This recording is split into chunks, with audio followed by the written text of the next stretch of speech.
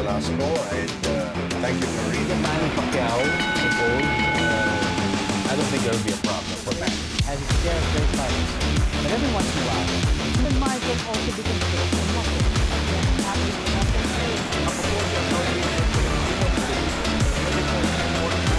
Only here, para sa bayan.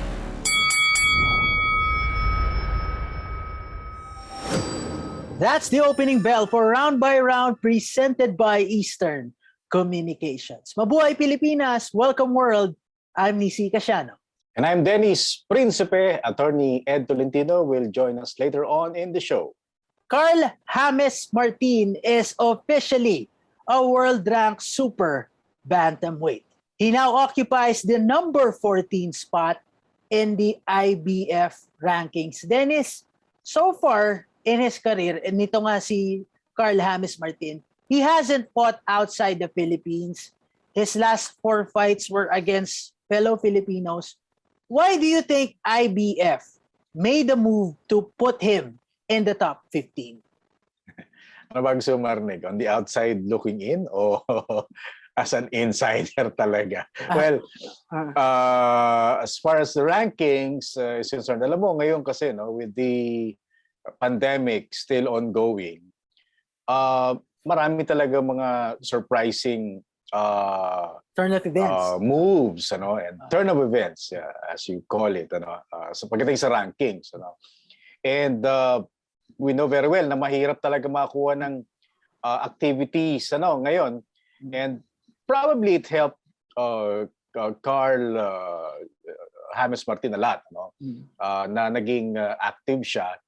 And he has fought at least 2 veteran international campaigners. And add to that, he became the number 1 contender in the Philippines.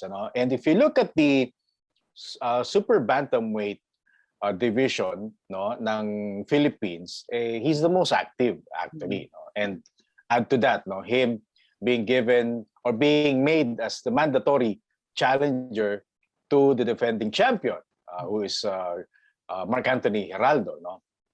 And, I think it also helped a lot na maraming mga Filipinos in between the super bantamweight division, bantamweight and featherweight, na gumagawa ng pangalan, gumagawa ng ingay, very marketable, again. And probably they saw something in Karl James Martin. Kaya yung IBF, nilagay siya, at least dun sa number 14. Not much fanfare, kumbaga, And I know Daryl Peoples personally, the president of the IBF, and he was a visitor in the country twice already. The last time was when he personally appeared, to witness yung vacant title fight dyan sa, if you remember, dyan sa Taguig, yung IBF minimum weight championship, So I think part of it is because of his activity and his the way he's been building up his name in the country. And siguro may mga tulong-tulong na rin sa mga may connection sa IBF. Dennis, masasabi mo ba pwede siyang form of investment on the part of IBF? Kasi nakita na nga nila, nabanggit mo na nga, may talent itong Karl James Martin. Plus, makikita naman natin yung social media presence nito ni Karl James Martin na parang, this guy, parang siguro nakita na rin ng IBF na parang, this guy could be something or could be someone in the near future. I would like to think that the IBF did their homework in terms of yung aspeto na yan, what you were telling, yung sinasabi mo na probably they saw something na parang magandang investment sa bata, and if you notice also, while merong mga millions of views na yung kanyang social media presence, be it YouTube, Facebook, yung kanyang mga laban, umaabot talaga ng millions, ang daling hanapin, and makikita mo, meron na ring mga major sponsors na pumapasok sa kanya, and between you and me, we know very well that the sport of boxing actually is partly business-like yung treatment niya. it's very important, no, na yung magiging champion talaga rito or maging champion nila are well-known fighters, no, fighters na hangga't maaari pay-per-view material. And with the Asian market being a huge pay-per-view market, and Karl Martin being an Asian, and makikita mo naman, no? Maraming mga Asian fighters ngayon ang nagre-rank, lalo na sa mga lower weight division. So probably it's an investment, at least on the part of the IBF. Nabanggit mo na nga kanina about itong ang susunod na laban ni Karl Martin. He is set to face Mark Anthony Geraldo for the Philippine Super Bantamweight title on December 4. We've discussed the credibility, particularly you, the credibility of the Philippine rankings a couple of times on the show. If Martin wins and captures the Philippine title on December 4, will it be a good form of validation on the part of the IBF to include Martin in the top 15? For sure, without a doubt, Nisi, no? Syempre, hindi naman talaga yan pag-uusapan big deal, no? If you talk of the sport of boxing as a whole, in general, worldwide, but kung may mag-question, di ba, kung may magsabi na, oh, bakit ito, number 14? He just became a Philippine champion. It proved us right, ano? Na talagang he deserves to be at least number 14, ano? So, tama ka, no? It's a form of validation. And ako, the way to sell a Filipino fighter abroad, mas madaling sabihin na this guy is a national champion. Because alam natin that if you're a national champion, you are without a doubt the number one, the best fighter in your division.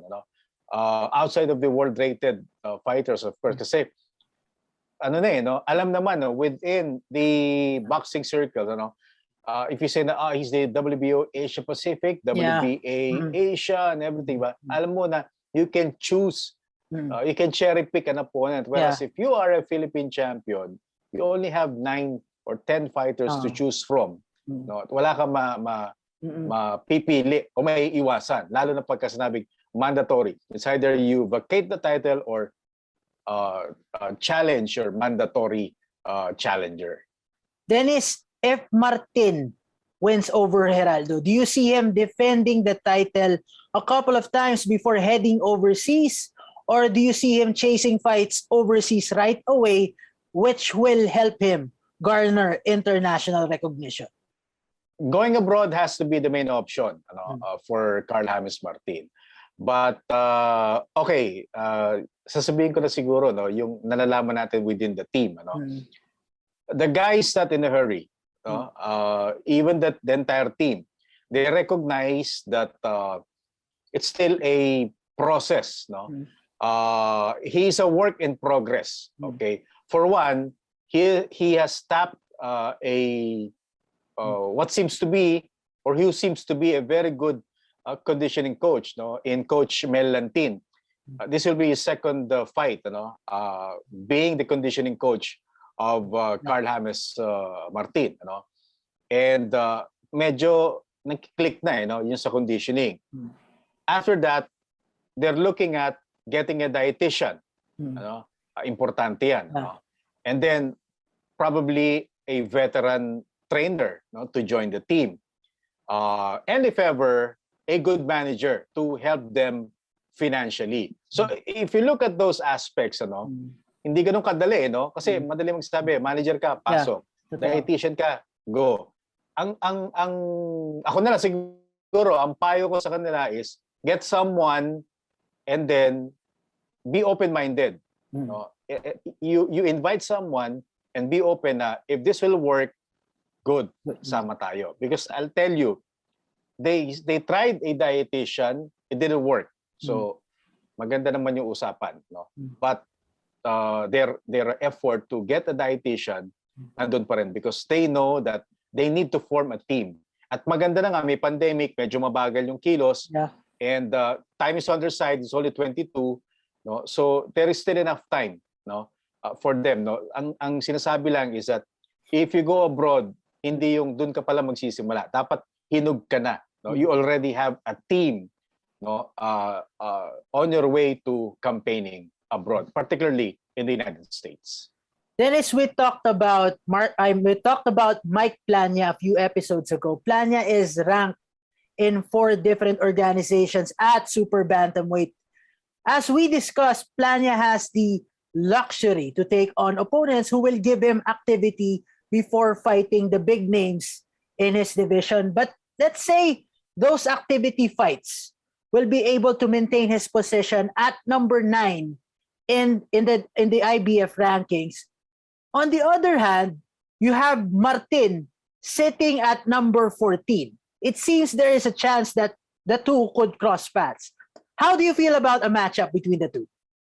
That would be good, because right now, I believe yung mga Filipino fight fans who were a bit, parang medyo hindi sila okay with seeing two Tabu, Filipinos fighting each other abroad, Yan, yung sinasabing tabu, I think we've overcome that, and it's high time, Kasi it's a sign that we're getting big, Philippine boxing is getting big. Hindi tayo maasa sa one fighter per division and then siya na, di ba? So we're seeing 2-3 fighters in one division, Filipino fighters, having that possibility of crossing paths, So it's something na why not, di ba? Kasi if you're that good, kahit sino kalabanin mo, you have to beat them and you'll get to beat them. If you're not that good, di ba? Why waste your time? Kung Pilipino tatalo sa'yo, hanggang doon na lang talaga. Or probably you may learn a lot, You learn a lot from that defeat. But if a Filipino comes your way and if that's your best way to move up to the next level, why not? Diba? Kasi we know for a fact na ang Filipino fighters right now are, parang money-making project pag mayroong Filipino involved. So it's something that we have to be open pagdating sa panonood ng two Filipinos fighting in a world stage. With all the things that have been discussed tonight, a win on December 4 will certainly do wonders for the Wonder Boy from Ifugao. Triple G is back. Gennady Golovkin returns to action on December 29. He will face Ryota Murata in a world title unification. Both the IBF and WBA middleweight belts will be on the line. Chief, let's break down the odds in this fight. Many believe na ito nga si Ryota Murata is the type of fighter who many boxers shouldn't overlook, including Triple G. Murata has the credentials as a decorated boxer. He's also a former Olympic gold medalist. As well, andun din yung size. A lot of fight fans and also experts are wary of Golovkin's age, and to them or to some, he's now starting to slow down. Will you agree to the impression that this is the best fight to make for Triple G to gauge if he is still within the top caliber of 160 pounds? Yes, I agree. Because I think right now Gennady Golovkin is being mismanaged. Since the time that he parted ways with Abel Sanchez. Kasi kung titignan mo, if you talk of Gennady Golovkin, kakambal niyan yung Saul Canelo Alvarez. Yes, totoo. Same thing with Canelo, Kahit sino ilaban mo, parating nandun sa narrative yung Gennady Golovkin, So there's always that marquee fight, between them. Now, if you look at the record after their second fight, nakakailang laban na si Canelo?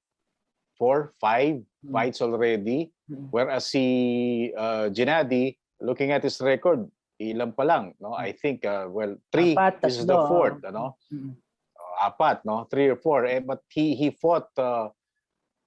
If you look at the way those fights, were, kumbaga, promoted, ang layo. Dun kay Canelo Alvarez, it's parang Canelo. Day and night difference, treated like a journeyman. Yes, like a journeyman, And now he has to travel to Japan. I don't know kung parang baka mamaya the back of his mind, oh, let's have some vacation there, in Japan, because baka they're belittling itong si Murata, no? So I'm intrigued, Yeah. You're still in that Canelo Alvarez level, dapat doon ka lang lumalaban. It's two things. It's either in the US or in Kazakhstan. Naintindihan ko pa. But in Japan, you think mahirapan silang dalhin yung Japanese fighter in Kazakhstan or in the US, no? Just for them to be in that level or equation of a third fight against Canelo Alvarez. So I'm really intrigued about this next fight of Gennady Golovkin. Since nabanggit mo na itong Canelo or possible third fight with Canelo, if he gets past this test, do you think Triple G has nothing more to prove at 116 pounds? At siguro dapat isipin na niya to move up to 168, at least to give it a try to chase for a rubber match with Canelo Alvarez. Ayan ang problema, for us, all of us who are dreaming of a rubber match. I still believe that Triple G is a natural middleweight. Yeah. Canelo has outgrown the middleweight. So I have a feeling that a rubber match will happen at the catch weight. Probably 162, 163, or 164 siguro, no? Siyempre, mas tataasan ni Canelo Alvarez, And if that will happen, and I really doubt na makakakukuha pa ni Canelo yung 160, no? 161 above, that's behind enemy lines, no? If you talk of Gennady Golovkin. So it's going to be tough for Gennady. Two things, he'll be fighting at a whatever division that will be. Unfamiliar territory. For sure. Super unfamiliar territory. At home, si Canelo Alvarez. The second and the most crucial para sa akin is the kind of activity that they had after that rematch. I think Canelo Alvarez had the kind of fight that would make him unbeatable against anyone 168, between 160 and 168. Dennis, according to Eddie Reynoso, Canelo won't move down to 160 for a rubber match with Triple G. Ngayon, the first two fights against Canelo were contested at middleweight. And those two fights were so close. Pero alam naman natin yan once na kunyari umabot na ng second, third fight, familiarity breeds contempt, ika nga. If ever Canelo will grant Triple G a third fight, do you believe it's going to be a different ball game for Triple G because of the element of familiarity between the two as well as the weight class? Triple G is very much familiar with Canelo as a middleweight. Okay? Triple G is not familiar with the 160 and above landscape. So dalawa na agad yung challenge niya ron. Being familiar with the super middleweight division and being familiar with an apparent legitimate super middleweight fighter in Canelo Alvarez. So si Canelo, of course, he can take on a Triple G at 160. Now, for sure, there will be lots of adjustments for Canelo. He moves up in weight, and that again will be to the advantage of Canelo Alvarez because he's been in this division above 160 for quite some time already. Dennis, 3 taon na rin ang nakalipas since the rematch between Canelo and Triple G.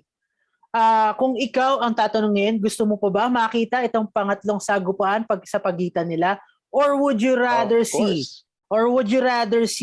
Canelo face the likes of Jermall Charlo or David Benavides? Hindi na. Yung sila Jermall Charlo, meron naman silang sariling grupo. They can make their own series, but it's an unfinished business. Canelo Alvarez against Gennady Golovkin. Although alam natin na talagang underdog na lalabas dyan si Canelo because for sure, for that to happen, it has to happen above 160. And the money will entice Triple G. Ngayon that he's at twilight of his career, the retirement pay would be really too enticing for him, to take that match. So it has to happen. And I think those behind Canelo and behind Triple G will push for that happen no matter what. No? Basta mangyari yung third fight between Canelo and Triple G. For our next segment, we turn it over to Attorney Ed Tolentino. Thank you guys. Ako po si Attorney Ed Tolentino and welcome sa trivia portion ng Round by Round. Kamakailan itinalo ng Mexican boxing superstar na si Saul Canelo Alvarez ang Amerikanong si Karl para maging undisputed super middleweight champion of the world. Ibig sabihin, hawak na ngayon ni Canelo Alvarez ang WBA, WBC, IBF at WBO Super Middleweight Championship. Siya lamang ang tanging kampiyon, undisputed. Overall, si Alvarez ang kauna-unahang undisputed super middleweight champion in the 4-title era ng boxing. Iklaro natin, mula nung magsimula ang 4 na titulo sa boxing, si Alvarez pa lamang ang kauna-unahang super middleweight na undisputed champion. Hawak niya all 4 belts. Now, overall, Alvarez is also the 6th boxer to become undisputed champion in the 4-title era of boxing. Kaya naman sa ating trivia portion today, pag-uusapan po natin ang konsepto ng undisputed championship. Bakit napakahirap maging undisputed champion ngayon? At sino-sino ang mga boksingero na kasama ni Alvarez as the undisputed champions in the 4-title era of boxing? Alam niyo mga kaibigan, noong 1920s until the late 1960s, WBA lamang ang tanging titulo sa boxing. So napakadaling maging undisputed champion. Pag nakuha mo ang WBA title, undisputed ka na kasi iisa lamang ang titulo sa boxing. Pero by the 1960s, inintroduce naman ang WBC. So para maging undisputed champion, kailangan makuha mo WBA at WBC. And then later on, in the 1980s, 1990s, pumasok na sa eksena ang IBF at ang WBO. So ngayon, para maging undisputed champion, kailangan makuha mo 4 na titulo, WBA, WBC, IBF at WBO. Mas mahirap ngayon maging undisputed champion. Now, believe it or not, in the late 1980s, kung saan 4 na ang titulo sa boxing, ay 6 na boksingero pa lamang po ang naging undisputed champion in the 4-title era of boxing. Ang kauna-unahan na undisputed champion sa 4-title era ng boxing ay walang iba kung hindi si Bernard Hopkins ng Amerika. In September 2004, ni-knockout ni Bernard Hopkins si Oscar De La Hoya para idagdag ang WBO middleweight title ni De La Hoya sa kanyang WBC, WBA at IBF titles. So in 2004, si Hopkins ang naging kauna-unahang undisputed champion ng 4-title era.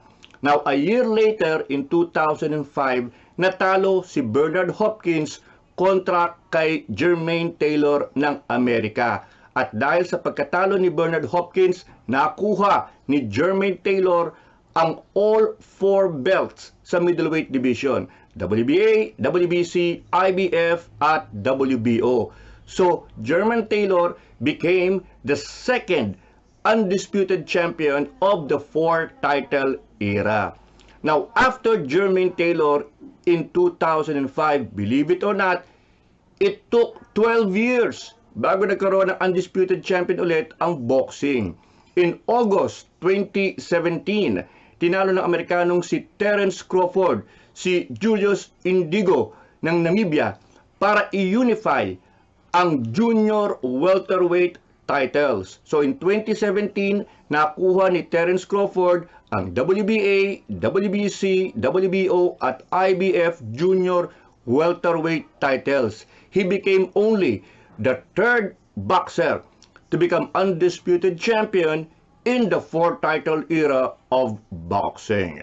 In July 2018, si Alexander Usyk ng Ukraine became the fourth boxer to be crowned undisputed champion in the four-title era. Ito'y matapos talunin ni Usyk itong si Murat Gassiev para sa undisputed cruiserweight championship of the world.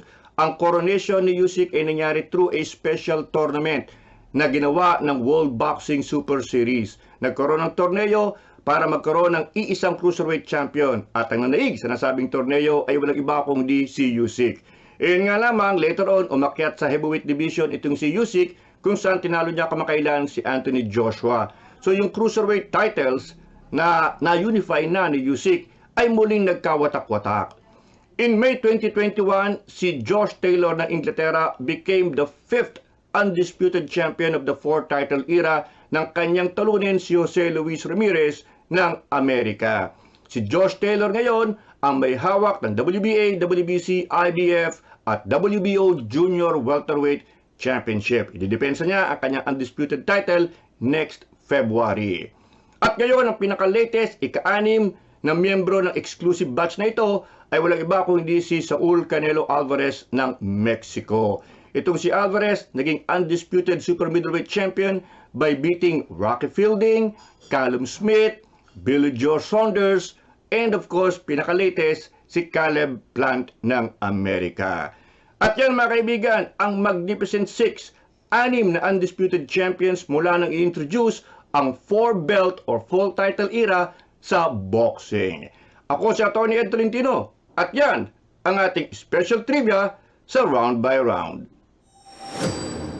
It's time for our Fearless Fighter of the Day, brought to you by Eastern Communications. Over the weekend, David Benavides scored a stoppage victory over Kyron Davis in the 7th round. The bout took place at the Footprint Center in Phoenix, Arizona. Benavides proved from the get-go why he was the odds-on favorite to win, hitting Davis with rapid combinations and inflicting damage to the body. Benavides poured on the punishment in the 7th round, forcing the corner of Davis to throw in the towel and eventually capturing the technical knockout victory. In his post-fight interview, Benavides issued a challenge to undisputed super middleweight champion Canelo Alvarez. With his winning performance against Kyron Davis, David Benavides is our Fearless Fighter of the Day.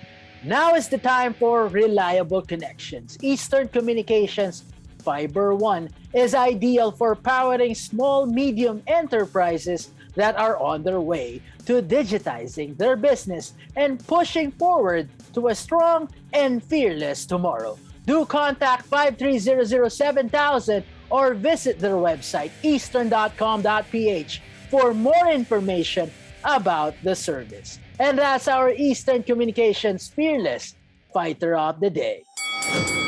And that's the final bell for today's episode of Round by Round presented by Eastern Communications. I'm Nisi Casiano.